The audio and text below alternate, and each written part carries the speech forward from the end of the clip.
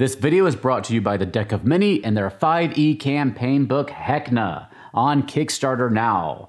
And is brought to you by the Roll for Combat officially licensed Paizo podcast, beginning their new Agents of Edgewatch adventure.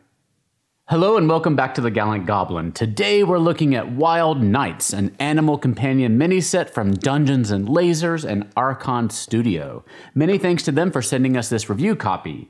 They were also kind enough to send us along a copy to give away. So stay tuned to the end of this video for information on how to enter. But we are having to limit this little giveaway to the US and Canada only, I'm afraid. The Wild Knights set requires a bit of prep as the minis arrive on sprues, but don't worry. We'll show you exactly what you need to do. One unique thing about this set is that the animals come in pairs, with one suitable for a fantasy game like Dungeons & Dragons or Pathfinder, and one suitable for a sci-fi game like Starfinder. But let's open it up and take a closer look. First, we'll start with Gustav the Eagle. You'll notice that one of the bottom parts of one of his legs is missing. That was a mistake on my part. When you're clipping parts from the sprues, you have to be very careful that you don't accidentally clip off part of the mini like I did here. Generally, this set made things fairly obvious, so it shouldn't be a problem if you're paying close attention while clipping. And you can always go and grab the missing bit afterward and glue it back on. I just didn't notice this part was missing here until it was too late. Since there isn't any lore for each of these creatures per se, I'll be going over all the details you need to know about the minis as you get a closer look at each of them. Now, these minis are designed using the 28mm scale, which will make them fit right in alongside your regular WizKids minis among most others. The bases of these minis are 25mm in diameter, which puts them at 1 inch, or medium size as we tend to call them. Each of these bases has a terrain design on it. You can either paint it all black to match most of your pre-painted minis, or go ahead and paint up that base to make it look a little special. We always want to go that extra mile for our pets, right? While I think most of us are accustomed these days to getting minis fully assembled and pre-painted, having them on sprues like this has a number of benefits. Of course, it's cheaper for the company making them, which brings down the price for the customer. It can also often be easier to paint minis still on sprues, as you can more easily get to the harder to reach parts before you assemble the mini. And for a lot of minis, having them unassembled sometimes means you can alter them a bit before slotting them together, but that's less of a factor here really.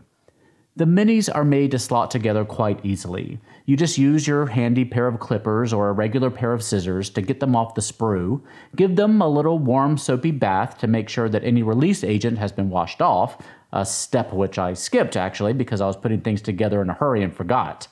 Without a bath, some minis are harder to glue together and paint, though the glue held mostly fine for me. Once they're washed and dried, you can glue them together with a bit of superglue. There are pegs and holes to help you slot things together easily, and most pieces are designed so that the peg will only fit if it's positioned at the correct orientation, so you don't accidentally put an arm on backwards.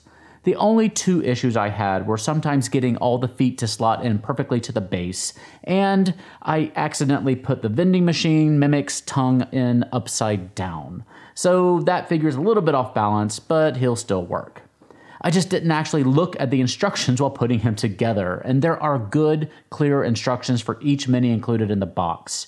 Each part is labeled on the sprue and in the instruction manual, so you shouldn't have any difficulty putting them together if you actually refer to them while working. It took me 5 to 10 minutes to put together each mini from start to finish. I was able to get it all completed in about half a day with several breaks. Of course, I'll still need to prime and paint them, but I'll save that for another day. If you'd like to paint them, just use some primer and then paint them up to your heart's content. I am far from a talented painter, but it doesn't take much talent or time to get a mini table ready. Just put on a base coat, slather on a nice wash, and do a bit of dry brushing for highlights. If none of those terms make any sense to you, check out some of the great YouTube videos on mini painting, as they'll be much better than anything I could tell you. But painting minis is fun and something anyone can do, trust me. If you're nervous about messing up your mini, keep in mind that most people will never look at your mini up close. For our reviews, depending on what type of screen you're watching the video on, the minis are going to be blown up bigger and shown closer than anyone will ever see them when they're on your table. So don't think your paint jobs have to be perfect. If you're looking to incorporate these minis into your ongoing games, you can certainly bring them into D&D and Pathfinder as ranger pets or spellcaster familiars. D&D is light on rules for training new animal companions, but one neat resource that I've used is the Baby Bestiary Handbook by Andreas Walters and Metalweave Games.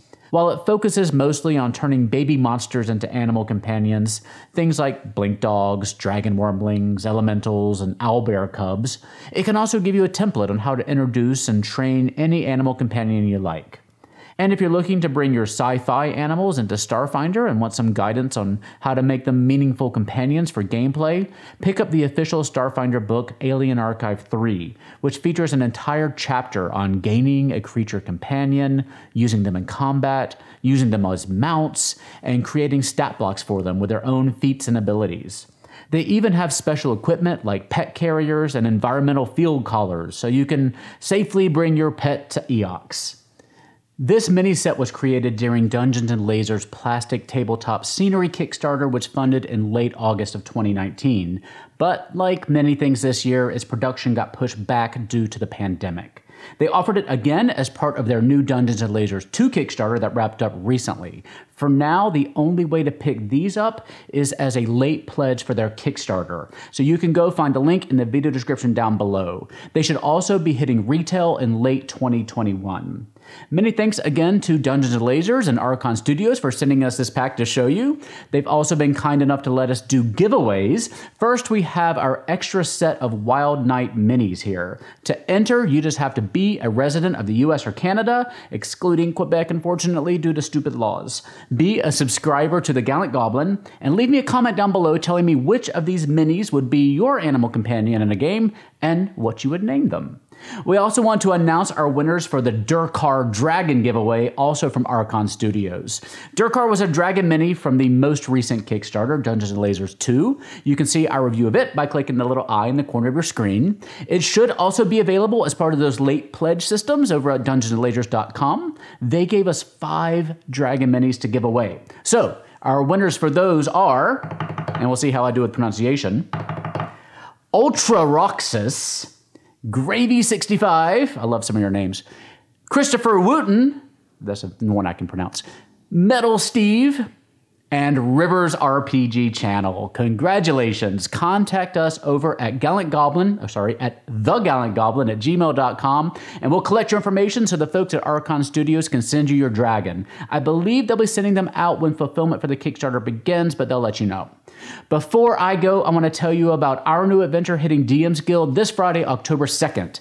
Kill Bhaal is a level 20 adventure, partially inspired by Kill Bill Volume 1. Your level 20 party is as close to godhood as a mortal can get, so they are recruited by the god Mystra to undertake a very important mission.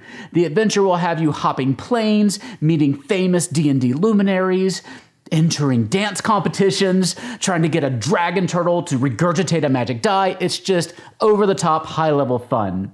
It's full of great original art, new mechanics, new magic items, and more. And you know, it's from us. It's written by Grady. It'll be comprehensive and high quality. You can sign up for our newsletter to get 25% off our latest DM's Guild release, and you can visit the link in the video description below to check out Kill Bhaal when it goes live and to sign up for our newsletter.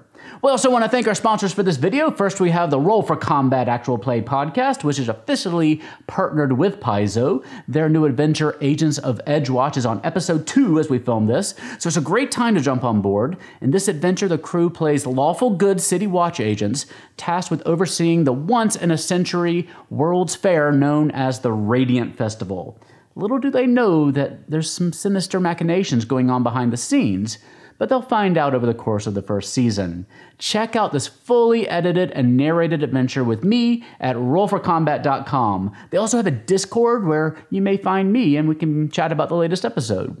We also want to thank The Deck of Many, our longtime sponsor. Their Heckna Kickstarter only has about a week left, so be sure to check it out before it's all done. Heckna is a new campaign book for 5e D&D, so you can use the rules you already know to tell a new kind of story in this dark carnival known as the Revelia. Just like their previous book, Humblewood, this adventure and setting guide is chock full of original high-quality art, new mechanics, subclasses, backgrounds, and everything you need to tell, this time, a creepy dark tale. Plus, there's loads of extras you can pick up as well, including minis and standees and reference cards and all sorts of other stuff. You know Deck a Mini.